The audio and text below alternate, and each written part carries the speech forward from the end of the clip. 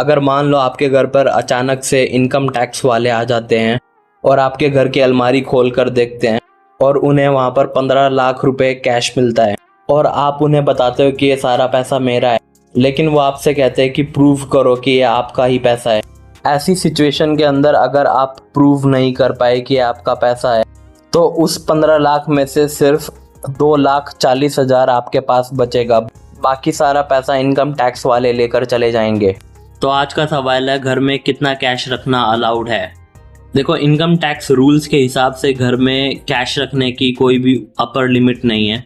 आप अपने घर के अंदर कितना भी कैश रख सकते हो, लेकिन अगर आपके घर पर इनकम टैक्स की रेड पड़ती है तो आपको ये प्रूव करना होगा कि ये सारा पैसा कहाँ से आया या फिर इसका सोर्स क्या है। और अगर आप ये प्रूव नहीं कर पाए कि इस पैसे का सोर्स क्या है तो वो सारा पैसा अनएक्सप्लेन्ड इनकम बन जाता है। और इनकम टैक्स एक्ट के सेक्शन 68, 69 और 69A के अंडर अनएक्सप्लेन्ड इनकम पर 60% टैक्स लगता है। इसके अलावा इस 60% पर 25% सरचार्ज भी लगेगा।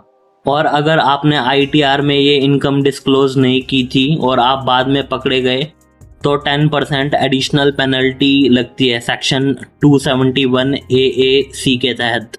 और ये सब मिलाकर रफली 84% तक टैक्स बन जाता है।